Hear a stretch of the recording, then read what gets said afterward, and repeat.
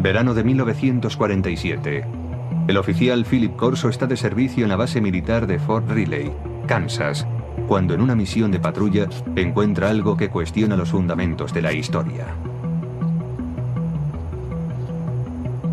Corso era militar de carrera, un oficial muy respetado en los servicios de inteligencia, con capacidad de decisión en caso de guerra.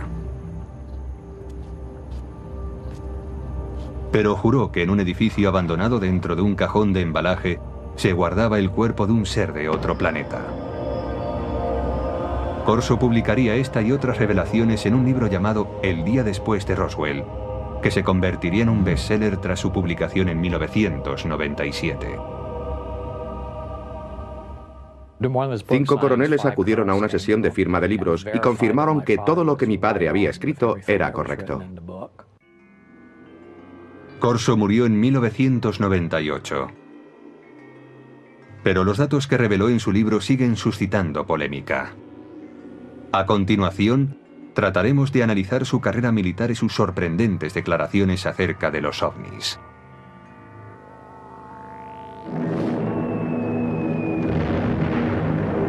...1942, el año siguiente al ataque de Pearl Harbor. Philip Corso, un joven de una pequeña ciudad de Pensilvania, es reclutado por el ejército. Durante la Segunda Guerra Mundial se prepara como oficial de los servicios de inteligencia y después, a la edad de 29 años, trabajará en Roma. Su misión: descubrir y eliminar agentes soviéticos. Cuando el ejército de los Estados Unidos ocupó Roma, lo que quería era que el gobierno de la posguerra fuese un gobierno amigo, no un gobierno comunista. Corso desempeñaba una labor de responsabilidad. Se le consideraba un hombre con futuro. En abril de 1947, Corso vuelve a los Estados Unidos para seguir su preparación en el servicio de inteligencia del ejército en Fort Riley. 3 meses más tarde, en julio de 1947, llega la noche en que, según declara, tiene lugar el hallazgo que tanto le impresionó. Corso tiene 32 años y es el oficial de guardia aquella noche. La seguridad de la base está bajo su responsabilidad. Esa noche, Fort Riley bulle de actividad. Han llegado a la base de Kansas 5 camiones con los restos del misterioso accidente de una aeronave en Roswell, Nuevo México.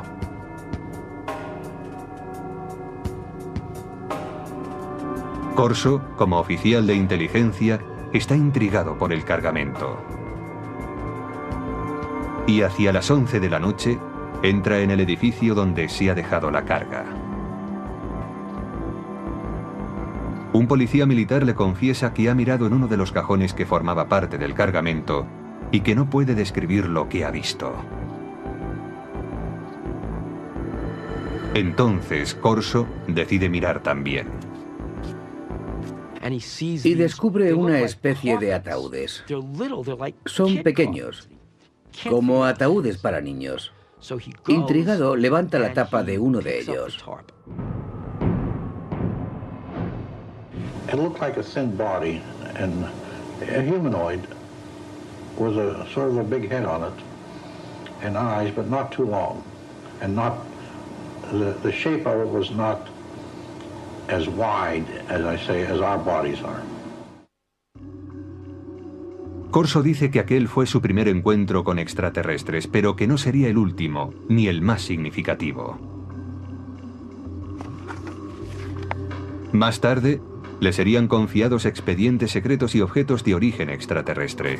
Estos últimos, según él, provocarían una revolución tecnológica. Pero en 1947 acababa de empezar esta historia.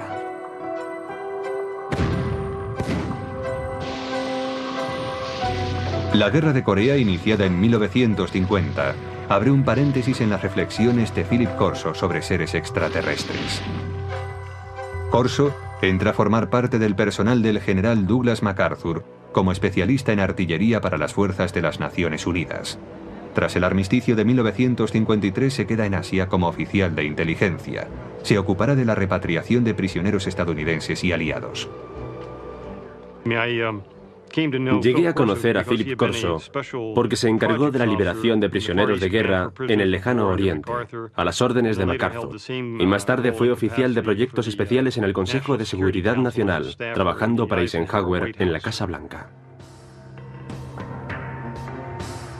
Según su expediente militar, Corso es ascendido al rango de teniente coronel en julio de 1953.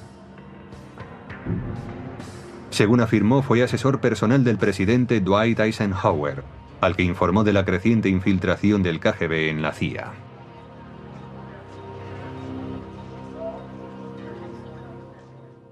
Y Corso se quejaba de esto ante Eisenhower en el Consejo de Seguridad Nacional. Corso declara también que Eisenhower le premió otorgándole la comandancia de un batallón. Los archivos militares confirman que fue nombrado comandante de un batallón de artillería en el campo de misiles de Red Canyon.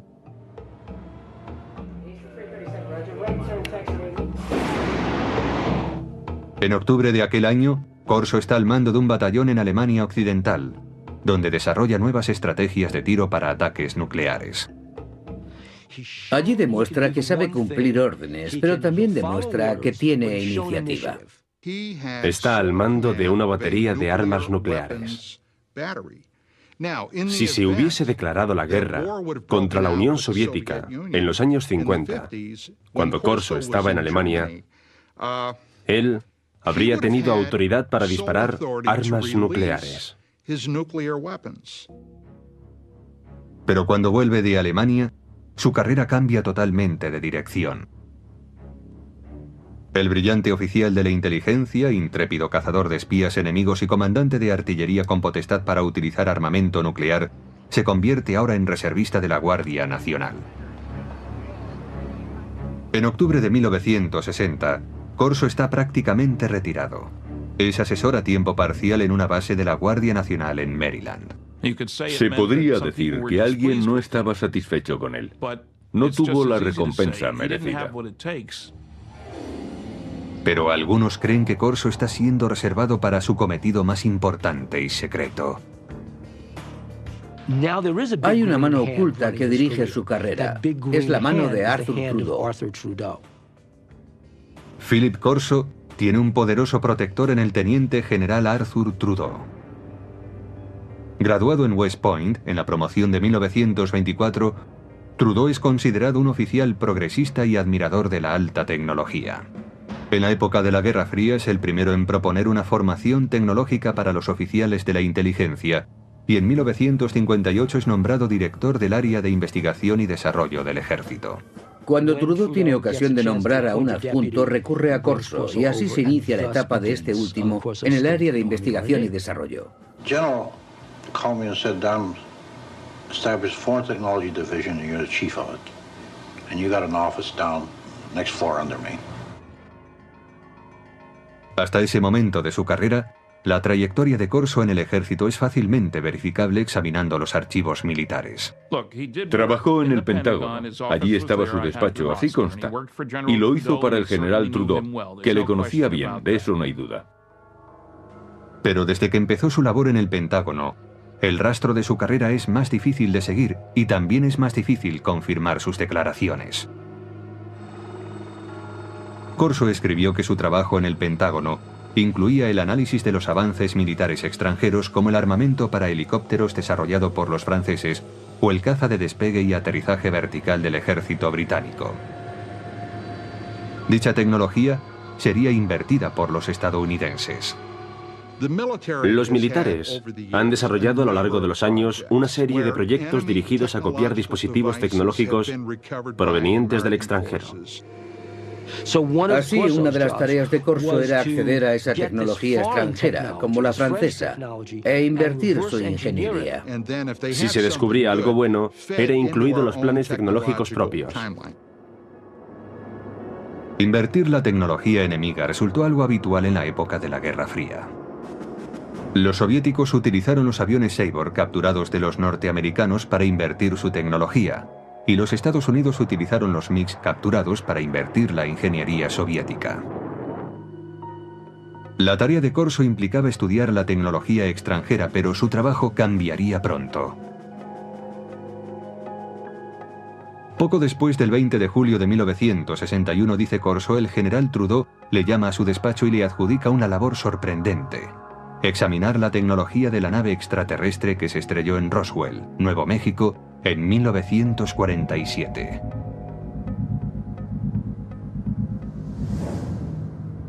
Trudeau envió un archivador al despacho de Corso.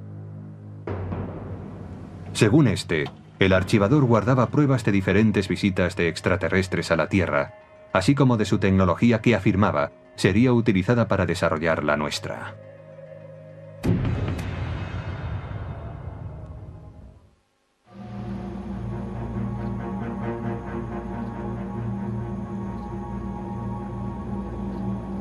Philip Corso declaró que en 1947 él había visto los cuerpos de los extraterrestres cuyo ovni se había estrellado cerca de Roswell, Nuevo México. La descripción de Corso coincide con la de aquellos que se declararon testigos del accidente. Los alienígenas, según estos testigos, eran 4 pequeños seres humanoides, con manos de 4 dedos, piernas delgadas, una cabeza excesivamente grande y ojos en forma de almendra.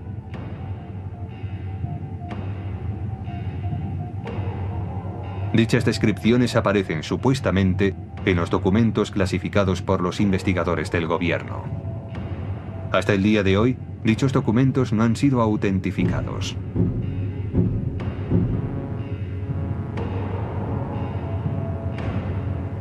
Corso insiste en que él nunca habló con nadie sobre lo que vio en Fort Riley. Pero en el verano de 1961, el entonces teniente coronel de 46 años es destinado a un proyecto del Pentágono que le obligará a recordar esa experiencia. Fue nombrado jefe de investigación y desarrollo del ejército, con oficina en el Pentágono. Una vez más, tenía un puesto de gran responsabilidad. Su meta, que la potencia militar de los Estados Unidos aventajara en decenas de años a la de los demás países.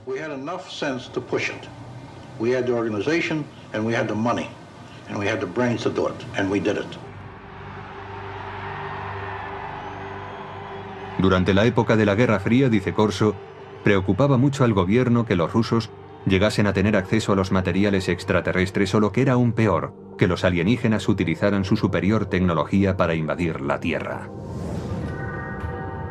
Según Corso, un armario archivador contiene los extraordinarios utensilios hallados en Roswell.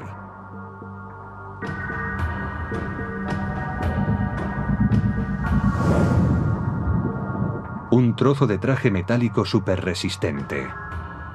Corso afirma que quizás sirviera para proteger a los alienígenas.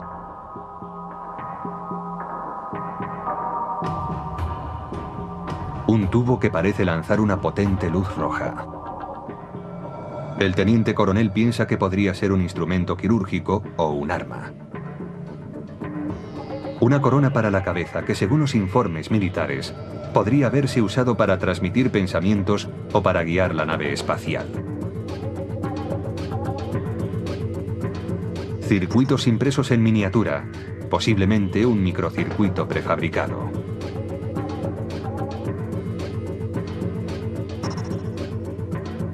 Un cable flexible que podría haber transmitido luz. Y una lente para ver en la oscuridad, supuestamente extraída del ojo de un extraterrestre. Para identificar tan extraños objetos, Corso declara haber estudiado con detalle documentos clasificados del gobierno referentes a la tecnología extraterrestre supuestamente encontrados en Roswell. Según dichos informes, algunos de los más destacados científicos del mundo, hombres como Werner von Braun y J. Robert Oppenheimer, accedieron al lugar del accidente en Roswell. Corso dice que el teniente general Trudeau le autorizó a confeccionar la lista de hombres que incluiría en su equipo. You will put on that team anybody that you want. Engineers, scientists, and even I told the Germans. Told them I'll take a couple of Germans too, in addition to the US scientists. Basándose en la cuidadosa lectura de los informes Roswell, Corso declara haber desarrollado su propia teoría sobre cómo podría funcionar la nave extraterrestre. Lo que decía Corso era que la nave no era un platillo volante. No vino volando, sino que lo hizo saltando en el tiempo. Decía que eso era todo lo que sabía, que había una especie de onda alrededor de la nave, que hacía suponer que se trataba no de una nave espacial, sino de una máquina del tiempo.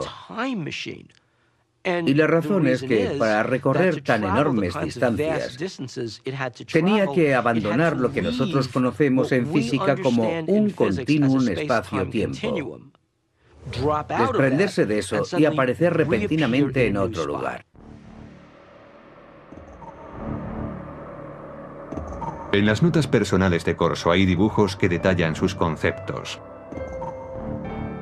Corso especula con que la nave extraterrestre fuese manejada mentalmente por un mecanismo encajado en el cráneo del alienígena. Parece que si se gira la corona en torno al cráneo del alienígena, las tomas electromagnéticas encajarían con determinadas partes de su cerebro. Una vez concluida la investigación, Corso decide que está preparado para ir más allá. Su aplicación. La tecnología extraterrestre que, según él, procede de Roswell, es mostrada a determinadas firmas para su desarrollo. Traten de imaginar qué sucedería si una nave espacial se estrellase contra la Tierra y en ella hubiese un fabuloso dispositivo tecnológico y alguien como Corso entregara ese material a unos laboratorios de investigación diciendo: averiguad cómo funciona esto. El resultado, sostiene Corso, fue el replanteamiento de todos los avances tecnológicos producidos hasta entonces.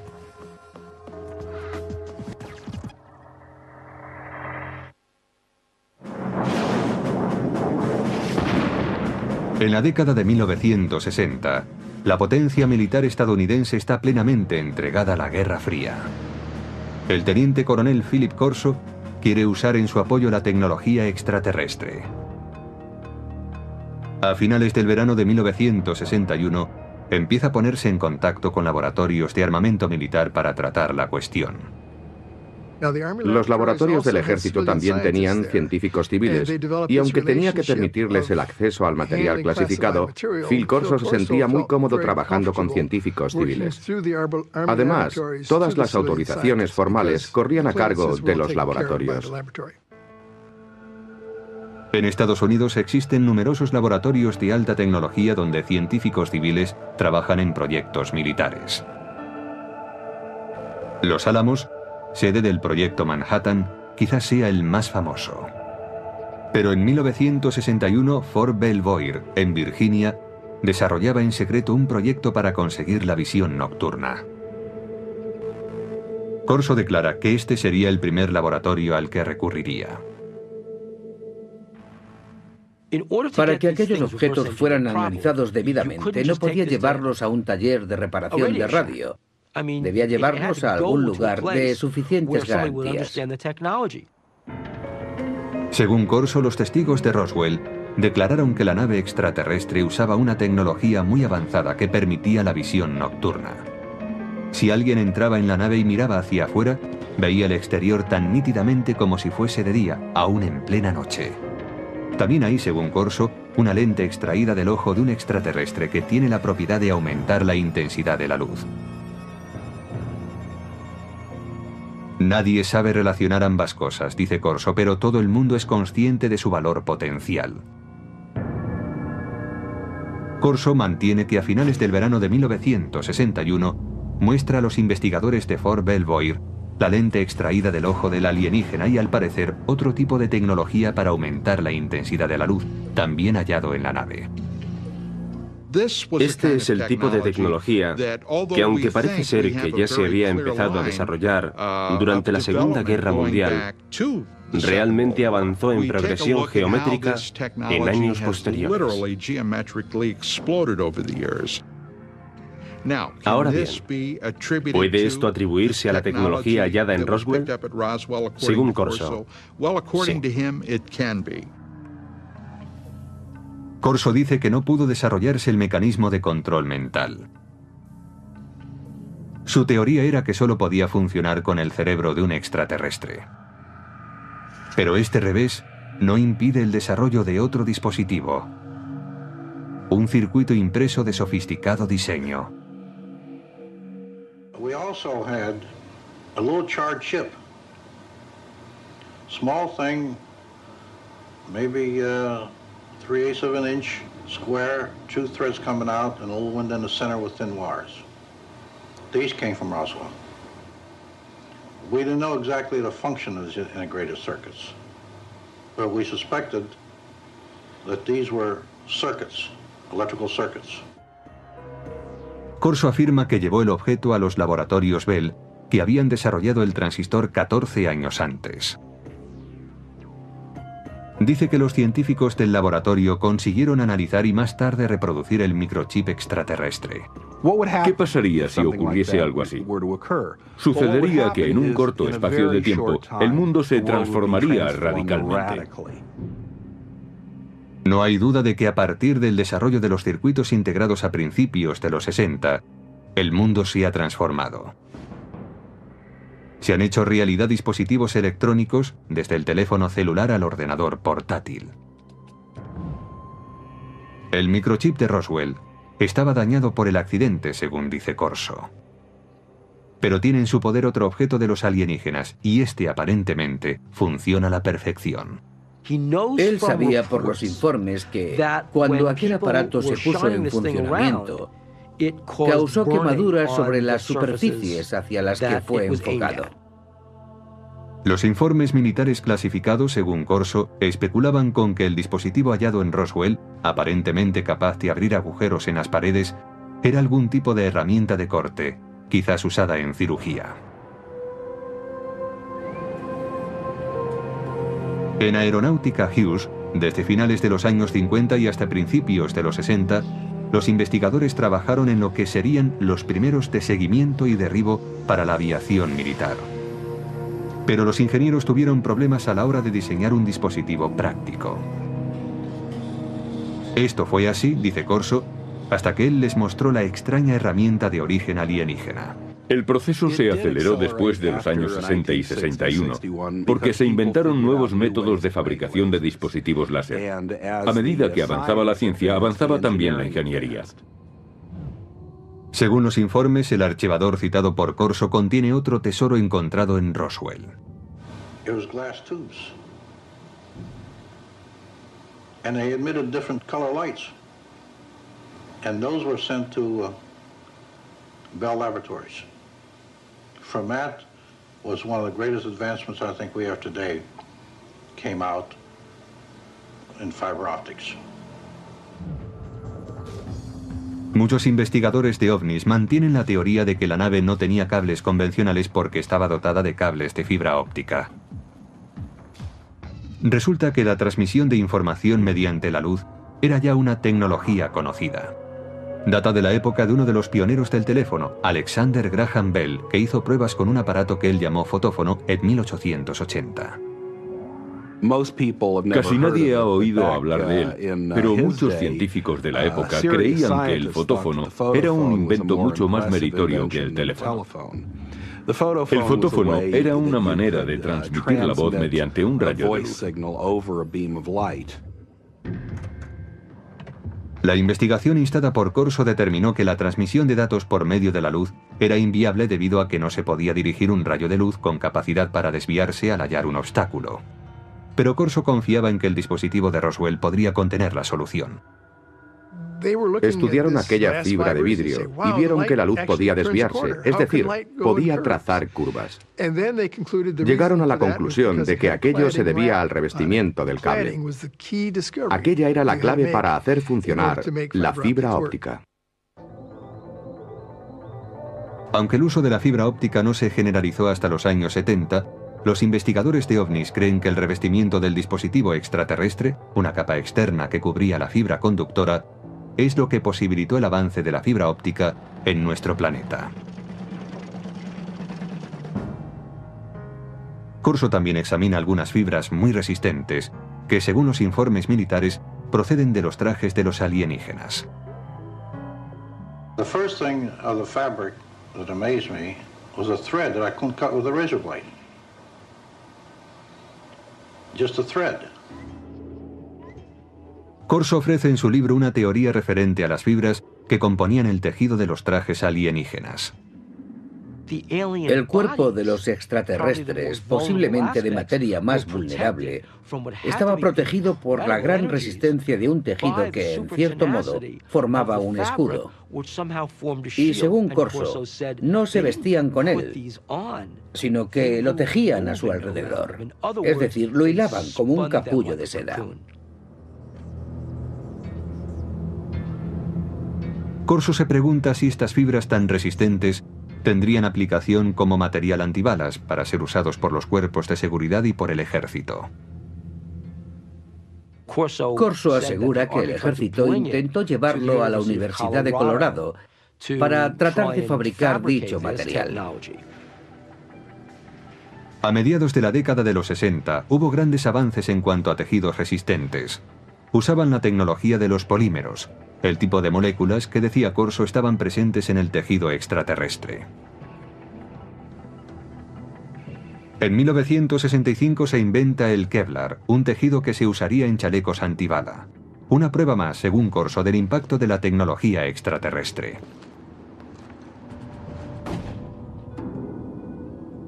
Nadie niega que el periodo en que el teniente coronel trabajó en el Pentágono coincide con un periodo de gran desarrollo tecnológico en los Estados Unidos. Los defensores de Corso dicen que la tecnología alienígena tuvo mucho que ver, pero otros ven las cosas de un modo diferente.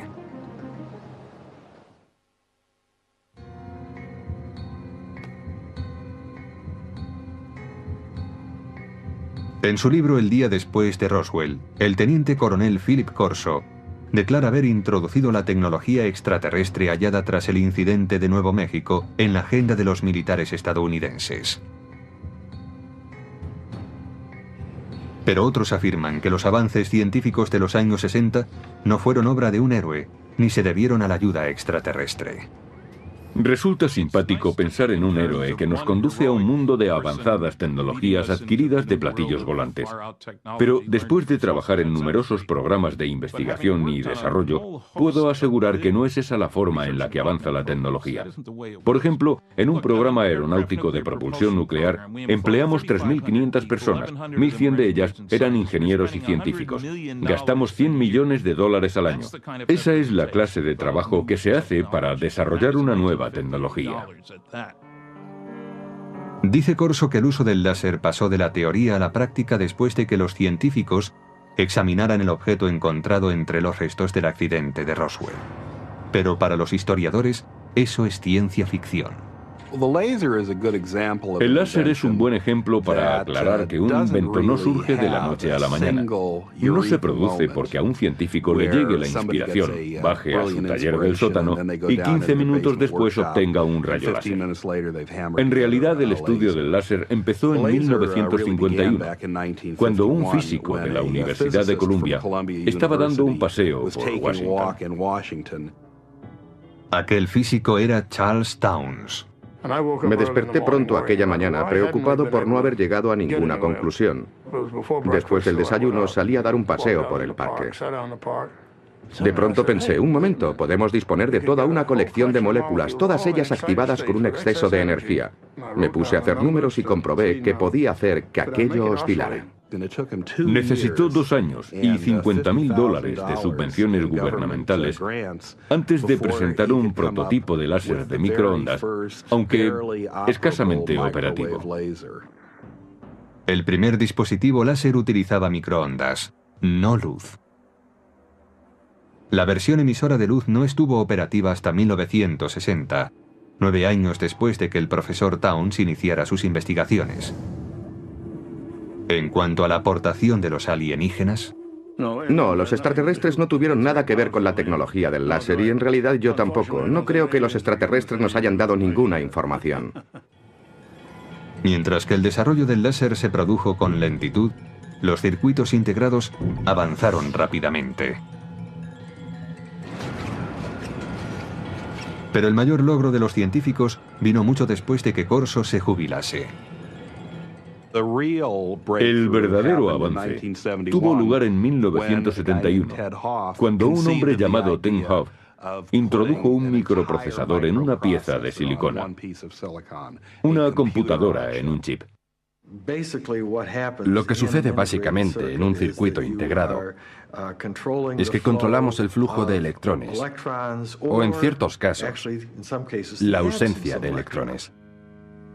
Ted Hove, conocido como el arquitecto del microprocesador, empezó a trabajar con circuitos integrados en 1968.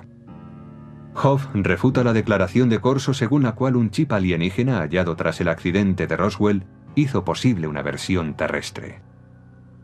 En un accidente, se puede suponer que se han producido daños, y estos daños pueden hacer aún más difícil el análisis de un objeto. Incluso cuando se dispone del objeto, se necesita un contexto. Quien haya visto este objeto en aquellos días, sin un contexto en el que enmarcarlo, en otras palabras, sin saber para qué servía, tendría incluso menos posibilidades de entenderlo. Hove dice además que para reproducir un circuito integrado, como Corso dice que se hizo en 1961, habría sido necesario un microscopio electrónico de exploración, el cual no se inventó hasta 1966. Incluso si se observan hoy en día estos objetos, su resolución es tal que los microscopios ópticos ordinarios no podrían apreciarla. Haría falta algo más sofisticado. No creo que en aquel tiempo nadie hubiese podido imaginar qué cosa era aquella. Philip Corso dice también que el cable de fibra óptica extraterrestre inspiró a los científicos. Pero los científicos no apoyan su afirmación, porque la fibra óptica requirió una confluencia de tecnologías que fueron apareciendo a lo largo de décadas. La idea empezó a ser realmente interesante en 1965, cuando el láser ya estaba disponible. Alguien supuso entonces que se podía dar un uso comercial a la fibra óptica. Y así, poco después, el proyecto fue abordado por un trío de inventores en Corning. Consiguieron por fin fabricar fibra óptica en 1970. La luz de un láser mejoraba la fuerza de la señal. El equipo de investigadores de Corning Glass creó una forma de sílice fundido. Este purísimo material de vidrio era capaz de transportar 65.000 veces más información que el hilo de cobre. La fibra óptica ya era algo interesante desde el punto de vista comercial, 10 años después de que Corso proclamara haber acelerado la tecnología. Ese fue el verdadero logro de Don Deck, Peter Schultz y Bob Maurer. Encontrar esa forma tan innovadora de fabricar vidrio. Corso declaró también que su secreto había inspirado un salto cuántico en la tecnología de la imagen. Pero los expertos afirman que la tecnología para convertir la noche en día también llevaba décadas desarrollándose. El proceso fue evolucionando paulatinamente. Había empezado allá por 1940, cuando se suministraron a los ejércitos aliados, en la Guerra del Pacífico, pantallas de radar con intensificación de imagen. El primer dispositivo de visión nocturna empleaba la formación de imágenes térmicas. Desarrollado por los alemanes durante la Segunda Guerra Mundial, convertía energía calorífica en un espectro visible usando una luz infrarroja y un receptor.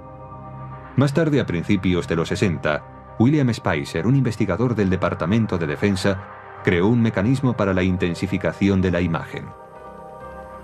Los científicos de Fort Belvoir se basaron en sus trabajos.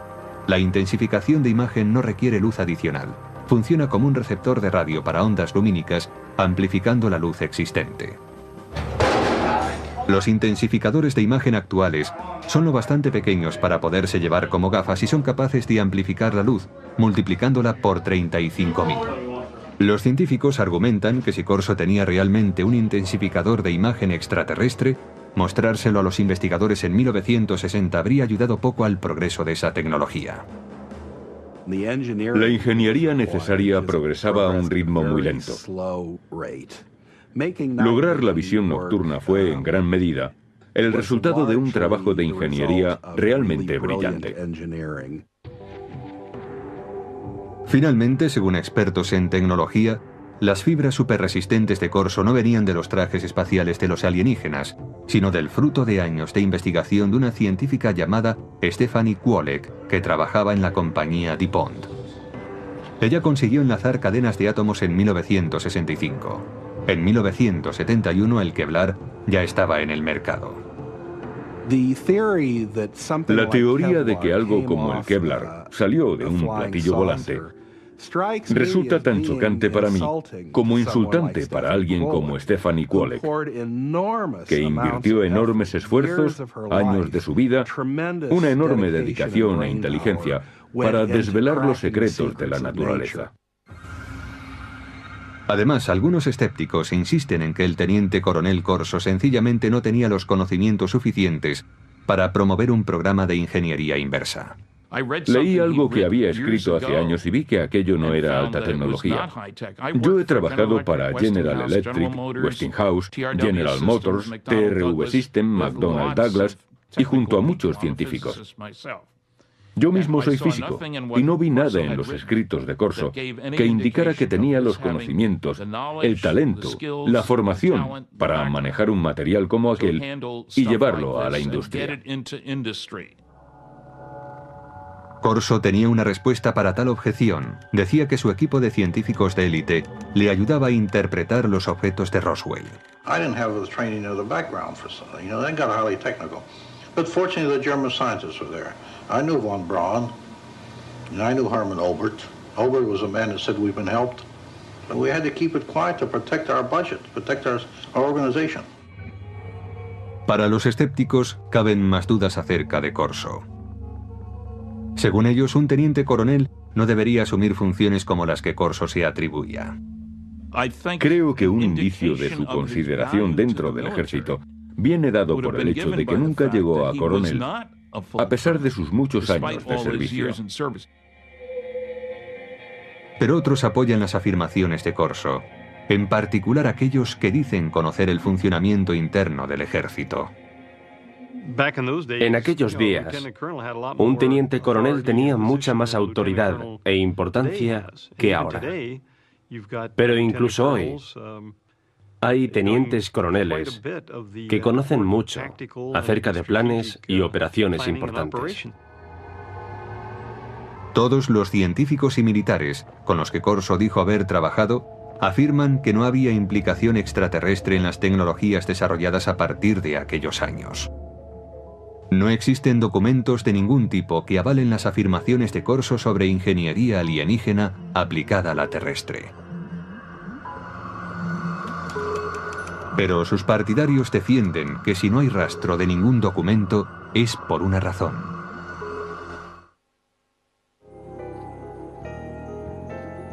Quienes creen que una nave extraterrestre se estrelló cerca de Roswell, coinciden en una cosa: el gobierno ocultó sistemáticamente la verdad.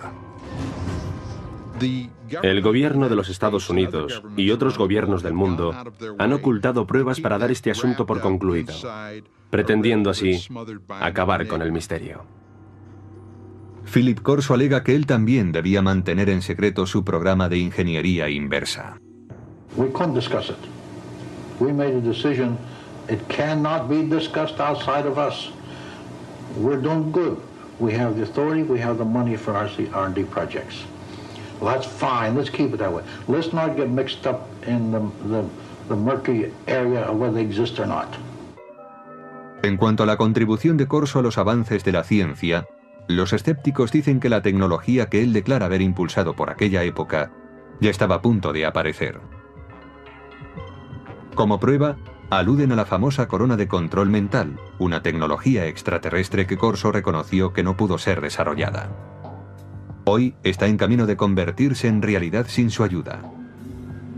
Desde los años 70, los científicos han estado experimentando con las ondas cerebrales salidas del electroencefalógrafo para suministrar información y alterar el comportamiento. En la actualidad es posible usar juegos como este que informan a través de un electroencefalógrafo para aprender a controlar los estados del cerebro. Pero la tecnología del control mental ha avanzado más aún.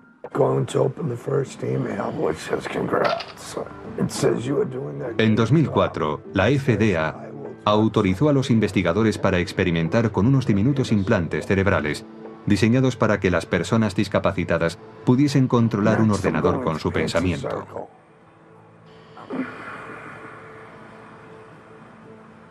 Los investigadores de ovnis dicen que los supuestos ocultamientos del gobierno pueden oscurecer para siempre los hechos de Roswell. Y en consecuencia, oscurecer también la verdad sobre si la tecnología extraterrestre contribuyó al desarrollo de la fibra óptica, los tejidos superresistentes, el láser, los circuitos integrados o la intensificación de imágenes. Hay gente que cree que los extraterrestres intervinieron, por ejemplo, en el 3500 a.C. en Egipto, para ayudar a los egipcios a construir pirámides. Pero los egipcios del año 3500 a.C. eran muy capaces de poner un gran bloque de piedra encima de otro. Si los egipcios hubiesen desarrollado de repente teléfonos celulares o algo así, entonces yo diría, de acuerdo, aquí hay un invento. Pero no fue eso lo que hicieron. Aunque el teniente coronel Philip Corso pueda ser cuestionado, sus ideas hayan suscitado polémica y sus afirmaciones hayan sido consideradas como propias de la ciencia ficción, su aportación al mito de los ovnis y a las leyendas populares no puede ser ignorado. Los militares, el Pentágono, el gobierno de los Estados Unidos no dan ese tipo de autoridad a un incompetente. Este hombre estaba bien considerado y era muy respetado. At my age, what do I have to lose? I have to let my grandchildren and my children know this, because how long will I be around yet? And when I go, it goes with me. Debió de haber muchos días, muchos, en los que Philip Corso se preguntase, ¿por qué yo? ¿Por qué tengo esta información? Yo creo que eso es algo que le atormentó durante muchos años. Es muy difícil guardar un secreto así para uno mismo. Hasta hoy solo se ha contado el 10% de la historia, dijo mi padre. El resto es información clasificada. 1947 acababa de empezar esta historia.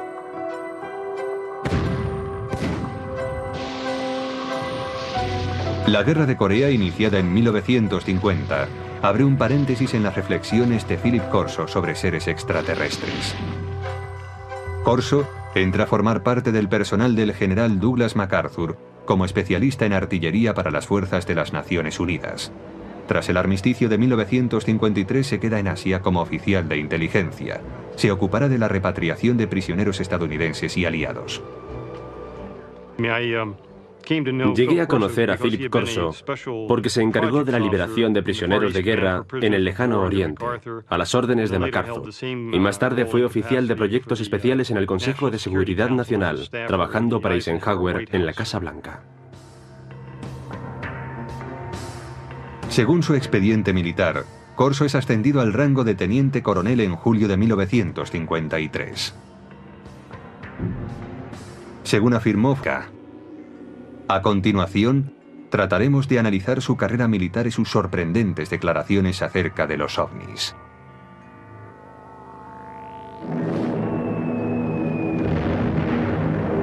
...1942, el año siguiente al ataque de Pearl Harbor. Philip Corso, un joven de una pequeña ciudad de Pensilvania, es reclutado por el ejército.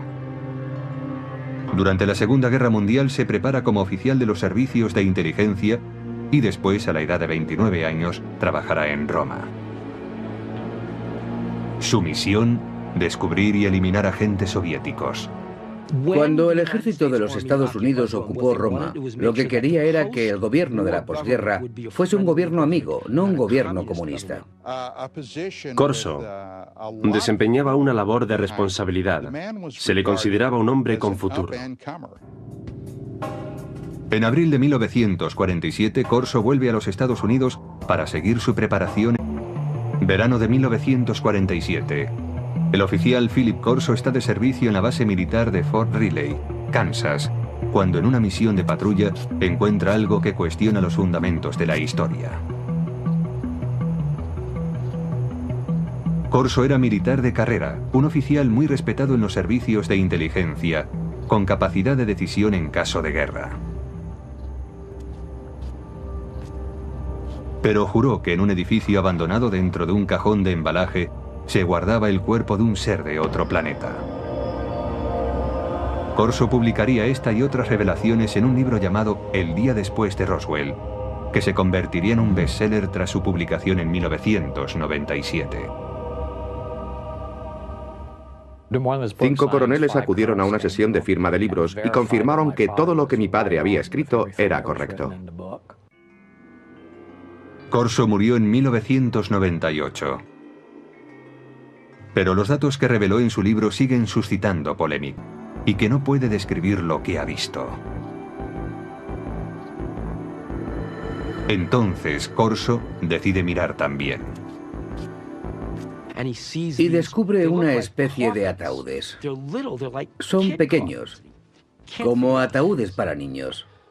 Intrigado, levanta la tapa de uno de ellos.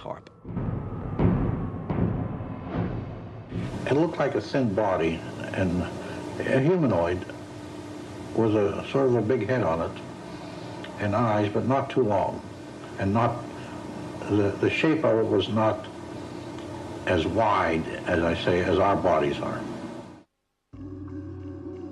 Corso dice que aquel fue su primer encuentro con extraterrestres, pero que no sería el último, ni el más significativo.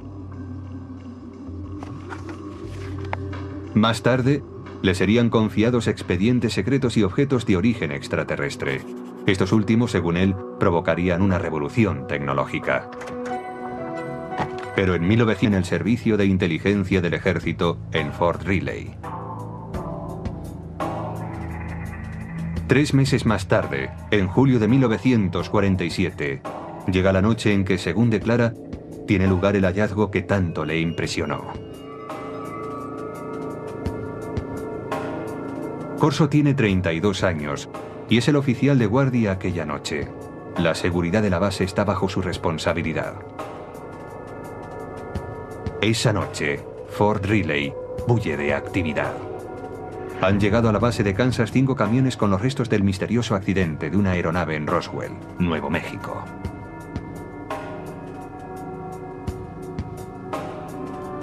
Corso, como oficial de inteligencia, está intrigado por el cargamento. Y hacia las 11 de la noche, entra en el edificio donde se ha dejado la carga. Un policía militar le confiesa que ha mirado en uno de los cajones que formaba parte del cargamento